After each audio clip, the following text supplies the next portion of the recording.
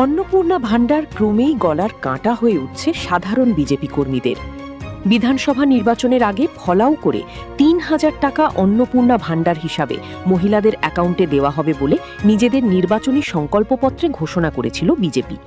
কিন্তু রাজ্যে পালাবদলের পর একাধিক নতুন নিয়মের গেরোয় পড়ে অনেকেই বঞ্চিত হয়েছেন এই প্রকল্পের সুবিধা থেকে। তার উপর দফায় দফায় অন্নপূর্ণা ভাণ্ডার পাওয়ার জন্য নিয়মের পরিবর্তনে বর্তমানে নাজেহাল অবস্থা মহিলাদের। এই পরিস্থিতিতে ক্রমেই ক্ষোভ বাড়ছে মহিলাদের মধ্যে। প্রশাসন সূত্রে খবর, কারা অন্নপূর্ণা ভাণ্ডারের যোগ্য আর কারা নয় তা নিয়ে নাকি তাদের মধ্যেও ধোঁয়াশা রয়েছে। ফলত প্রান্তিক মহিলাদের এ নিয়ে সঠিক নির্দেশিকাও দিতে পারছেন না তারা। এই পরিস্থিতিতে শুক্রবার খানাকুল ১ বিডিও অফিসে গিয়ে ব্যাপক বিক্ষোভ দেখালেন অন্নপূর্ণা ভাণ্ডার থেকে বঞ্চিত মহিলারা।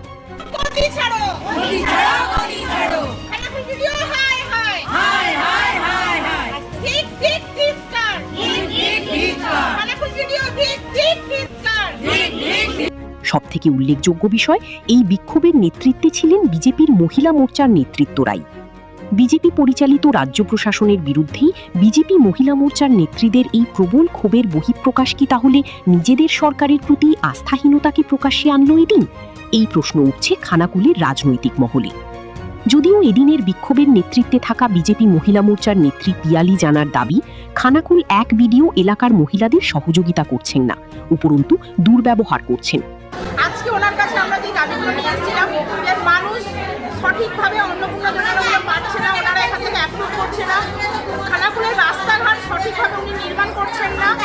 আবাস যোজনার যে বাড়িগুলো, সঠিক মানুষ বাড়ি পাচ্ছে না, যারা হয়েছে তারা টাকাগুলো পাচ্ছে না, তাদের নামগুলো লিস্টে এসেছে তাদের টাকা পাচ্ছে না। এই দাবিগুলো নিয়ে আমরা আজকে এসেছিলাম। উনি বলেছেন সমস্ত খানাকুল একের উপরে যা কিছু সমস্যা আছে ১ সপ্তাহের মধ্যে উনি সমাধান করবেন।